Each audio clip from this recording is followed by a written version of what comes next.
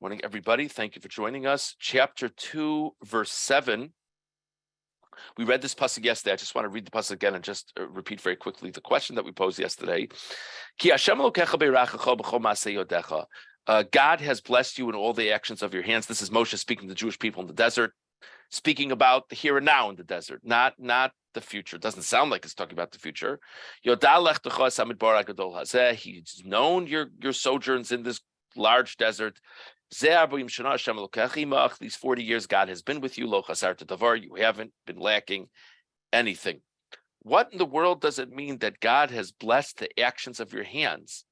If there's ever a time in Jewish history, besides the building of the Mishkan, by the way, but that doesn't sound like this pasuk is about the building of the Mishkan. It sounds like it's about their meeting their needs. Says the Ramban. I believe it's the second Ramban on pasuk Zayin, or maybe listed on pasuk Vav. Ki Hashem Elokecha beirachecha, lefichach lo sichberu es tovaso leheros ki lo atem aniyim. The context, if you remember, is when you come across the boundary of the descendants of Esav, offer to pay for things, pay for food, pay for drink. Don't present yourself like poor people. God has taken such good care of you. It's not gratitude to God when your needs have been covered so beautifully. It's not menschlich that to the outside world you look like you're some needy nation. This is all from Rashi. You should show yourself to be affluent because you are. You have everything you need. Says the Ramban. I don't understand what it means that God has blessed your handiwork. Their blessings are the blessings from heaven. They didn't do anything with their hands that should be blessed. It's all coming down from heaven.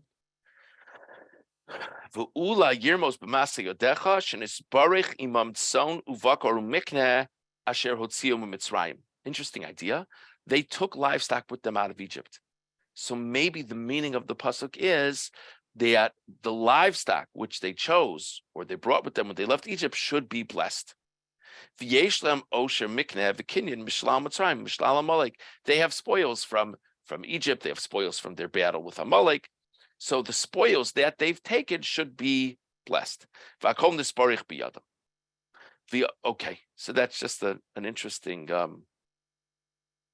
pshat just to think about. Okay, let's go on now to verse 16. Actually, verse 16. Vayehi kasher tamu kol anshem milchama lamus mikerev ha'am. And when it was that all the men of war had died, Rashi explains that what it means, the men of war, is the people who had been 20 years or older when they went out to war, when the Jewish people went out to the desert. Because the point is, once the entire generation, except for the men of the entire generation, except for Kalev and Yoshua and Moshe, by the way, had died from the generation that was punished with the sin of the spies. So that's verse 16. And now verse 17, Vaydaber Hashem Elai Lemor. God said to me, Moshe, as follows. There's a very interesting Rashi on this pasuk. If you look at the first Rashi on pasuk Tes Zayin, Vayhi kasher tamu vaydaber Hashem Elai, aval mishiluach hamaraglim ad kan lo nemar vaydaber ela vayomer. In this recounting of events, from the time the spies were sent out, every time God speaks to Moshe, it's always vayomer.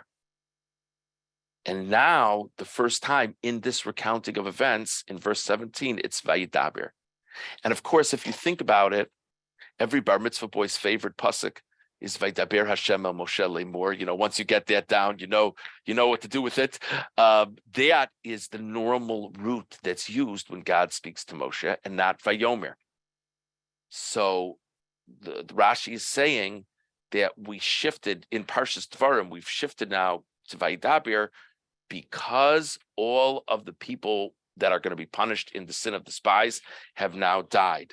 Lamedcha, this teaches, Shekol Shloshim Ushmona Shana, Sha'Yisrael Nezufim, L'Nesiachin Mo'adibur B'Lashon Chiba, Panim El Panim V'Yishuv Hadas.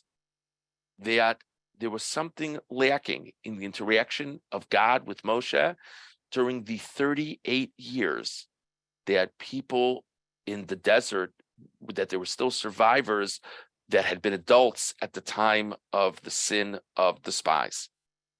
God spoke to Moshe, but the language with which God speaks to Moshe is conveyed in a different way. Lamedcha she'ein hashchina shora al hanviim ela b'shvil Yisrael. And this carries with it a fascinating statement that the divine presence really dwells on the prophets as a merit of the Jewish people. It's obviously also a merit of the prophet. The fact that this person and not someone else merits to receive the prophecy is because they're a great person. But if you'd have a great person with a nation or a generation that wasn't up to snuff, they wouldn't merit prophecy. The individual wouldn't merit prophecy. So part of the aspect of Moshe's prophecy was the merit of the people that he was representing. So while there were still remnants who deserved to die from the sin of the spies, it impacted the warmth of God's conveying his ideas to Moshe Rabbeinu. A very interesting thing to think about. And I'd like to now look at the Kli Yakar on Pasuk Tezayin. Vayihi kasher tamu vaydaber Hashem Elai. Piresh Rashi min shiluach hameraglim lo nisyached Elai hadibur.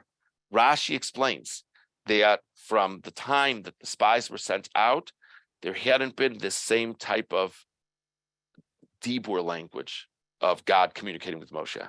Umakshim Khan, they posed the question, Valo Amira Raka Mora Yoser al Chiba. We've discussed this many times together. These two roots, Amira and Dibur, Vayomer and Vaidaber, both mean speech, but Amira connotes a gentler, kinder language, and Dibur connotes a more terse, maybe even harsh language. So this Rashi feels like it's upside down.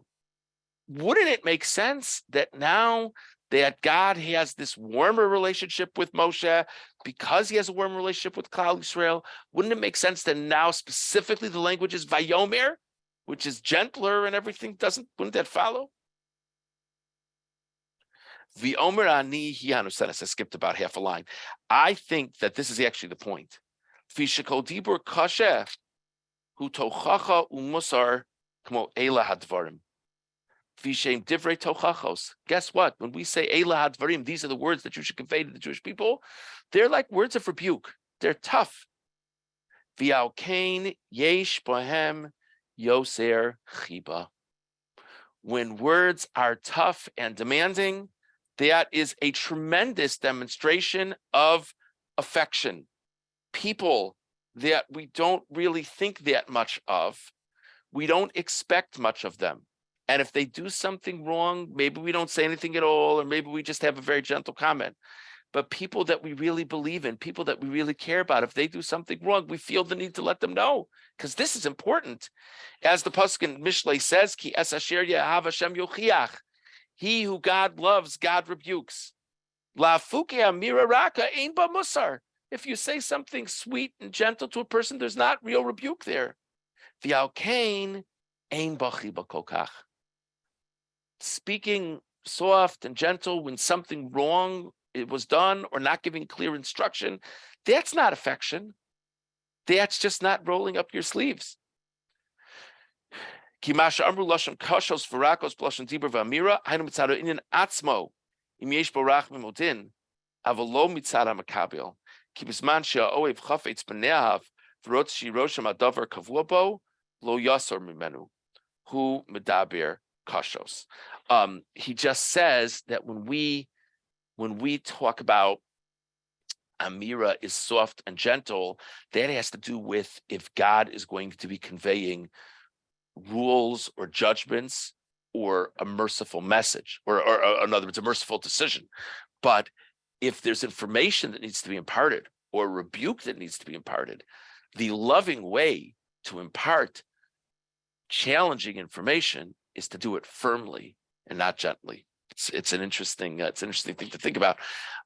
As an aside, it's certainly appropriate to think about this time of year, that when we focus so much on the calamities that befallen our people through the generations, it's it's sort of hard to process that we consider ourselves to have this loving, special relationship with God. Do we have this relationship with God? Do we not have that relationship with God? And it's worthy to think about a famous thought from the Kotzker Rebbe. The Kotzker Rebbe says that traditionally we call the month that we currently find ourselves in, which is the most sad month in the Jewish calendar, Menachem Av. Menachem Av, literally, normally in normal context means father, and Menachem is some language of consolation. Now, normally the reason we call it Menachem Av, the way we normally understand it, is we wish each other consolation. As we know, it's a tough month, we wish each other consolation. But the Kotzker Rebbe says a very interesting mashal.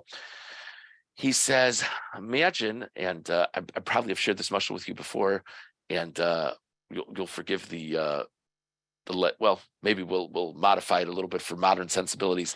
Imagine if you're walking down the street and you see an adult berating a child. The Kotzker Rebbe's mashal was more than berating the child, but we'll go for berating. He was, you see the adult berating a child. It's disturbing. Like, how could you just walk up to a child and just scream at the child like that? How could you do that? And then you realize that the child, heaven forbid, was about to run into the street with a car coming. And you realize that the adult is not any adult. The adult is the child's parent. And the adult is terrified that the child did this. And the adult is trying to make it as clear as possible to the child that they can never do that again. So when you see that, when you understand all of that, not only is it acceptable, it's, oh, this person is parenting. And that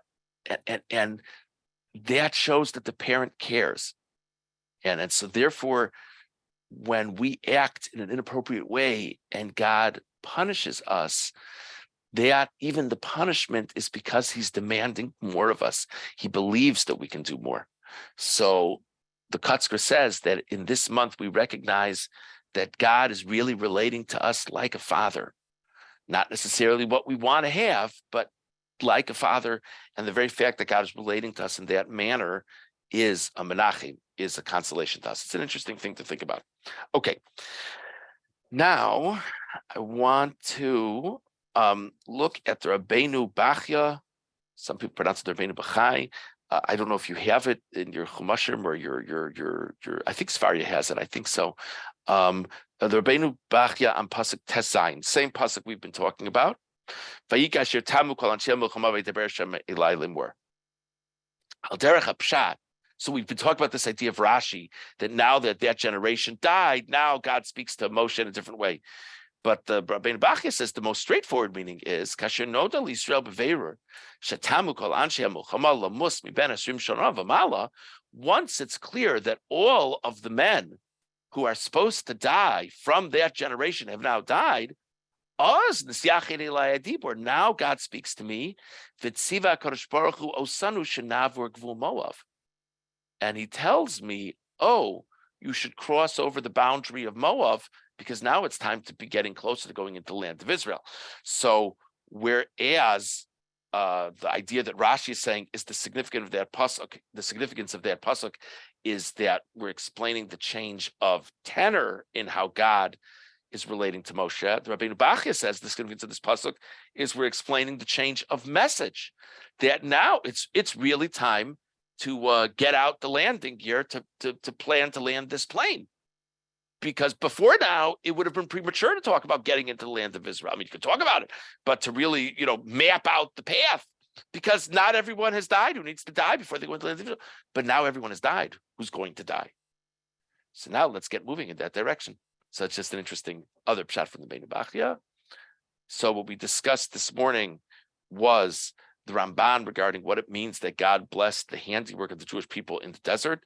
We discussed Rashi, the Kliyakar, we began discussing Rabbeinu Bachya on this juxtaposition of psukim of the generation dying, of the last remnants of the generation dying, and the very next pasuk of God speaking to Moshe.